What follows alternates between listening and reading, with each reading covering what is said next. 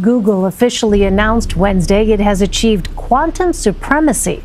The tech giant says its quantum processor was able to perform a complex mathematical calculation in 3 minutes and 20 seconds.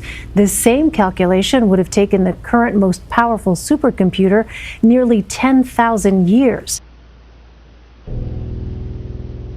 Allison, pretty much everything in our lives involves a sort of rudimentary kind of computing. And I'm talking about everything. I'm talking about your blender. I'm talking about your phone. I'm certainly talking about things like my image being carried across whatever device it's being watched on. I mean, all of this happens using bits, ones and zeros in sequence, which is how all modern computing records and transmits information. And so, the amazing part of quantum computing is that it can do things that no current computer can do. Well, like you say, a conventional computer stores information on its bits as either a state of 1 or 0, on or off, whereas the Sycamore computer's qubits can store information in a kind of in a superposition state of 1 or 0, or simultaneously 1 and 0, which is obviously very counterintuitive and confusing, but it's amazing. And of course, that opens up a whole new era of computing. So this is very, very exciting and very terrifying simultaneously, I would say. So our whole lives could be revolutionized by this. We're not just talking about random, math experiments like the one they did today. We're talking about the development of new medicines, of new materials, of artificial intelligence, all of which depends right now on this very limited language of computing that we use. So the idea here is that if they really begin to go forward from this, and this is just a first step, but if they begin to really be able to deploy quantum computing in the way that they imagine, suddenly we're going to be able to have all kinds of incredible breakthroughs in the materials we make and the artificial intelligence we build and everything else as we go forward. They've demonstrated with the quantum computer that it can perform a computation in seconds what would take the world's fastest supercomputer years, thousands of years, to do that same calculation. IBM, which has its own quantum project, says Google's claim is exaggerated. The professor who first coined the term quantum supremacy says Google's breakthrough is a milestone, opening the door to new technology. The current super basic first prototype version of a quantum computer can already do things a million billion times faster than a conventional computer. And this isn't a super advanced quantum computer. This is, the super early dawn first prototype quantum computer. So you can imagine in 20, 30 years from now, we won't even be able to predict it. Just like 100 years ago till today, we went from, the Wild West to the sci-fi metropolises of today. It will be the same kind of a thing. It could change everything, and there's no way we could even predict what that change will be. But it will be unrecognizable.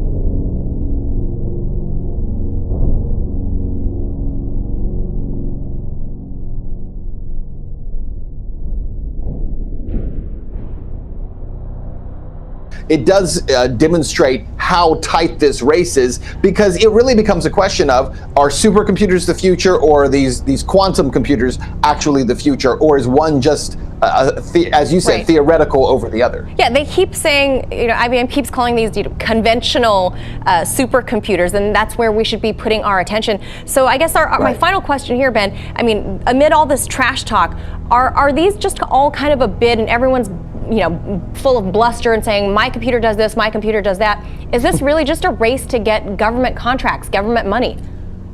Are you trying to say my computer's faster than yours, Manila? Is that what bigger, better, faster, stronger? Absolutely. But here's the thing. You answer your own question. Of course it's about money. It's always about money. When Google does anything, it's about being able to say, we have developed something so advanced that now not just the US government, but every government in the world is going to need to invest in what we're doing, because we have basically completely rewritten the rules. Forget about making a better mousetrap. We've invented something that no one had ever even thought of before, and so all other mousetraps are obsolete. It's not about better. It's about doing something completely advanced in another field. Whereas IBM is saying, no, don't buy into that. The real path forward is this one. So send us your money. So it's always about money. I think that's one thing that everyone can agree on. It's always about money. Yeah, Ben, it's over my head, way above my pay grade. But the way I see it is, if there's no practical use, I mean, you're just wasting money anyway, right? So. Well, real quick, but that's true. That's absolutely true. The question is that people could have said that about the original computer when it was created. What's the real practical use? And then you find out 30 years later we can't live without it. True. Good point.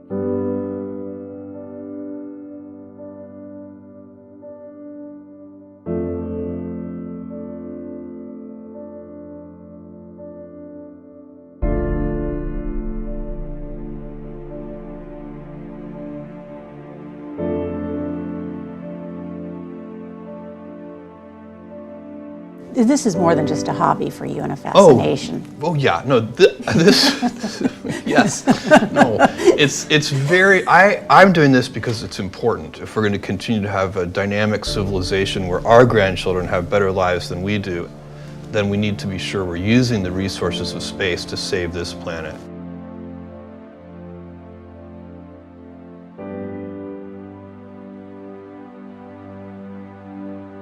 Amazon's innovations and acquisitions have sent its stock into the stratosphere. So it may not surprise you to hear the company's founder has become the richest man in America. Jeff Bezos tops the annual Forbes ranking of the 400 richest Americans with a net worth of $160 billion, ending a 24-year run for Microsoft founder Bill Gates.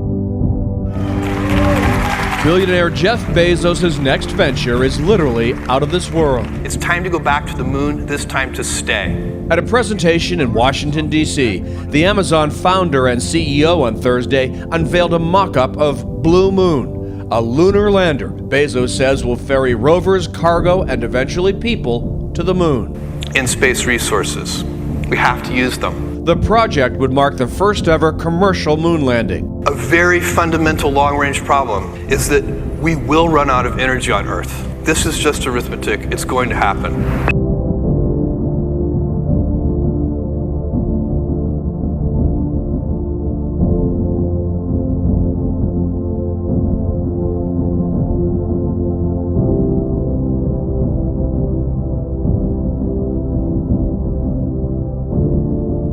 The moon suddenly seems closer again. For CBS This Morning, I'm Mark Strassman. Fascinating indeed. But to go to the moon and stay, I don't think so, Jeff. I'm going to stay right here and just track what you all are doing up there. Cheering you on. Cheering you on. But I don't want to go and stay. You came along 2 years after Apollo 11, and yet space seems to be in your marrow. Apollo 11 landing on the moon was probably the most inspiring thing in history. It certainly inspired me. I'm not sure SpaceX would exist if not for Apollo 11. Elon Musk is the founder, CEO, and lead designer of SpaceX, short for Space Exploration Technologies. His privately held company makes rockets and spacecraft.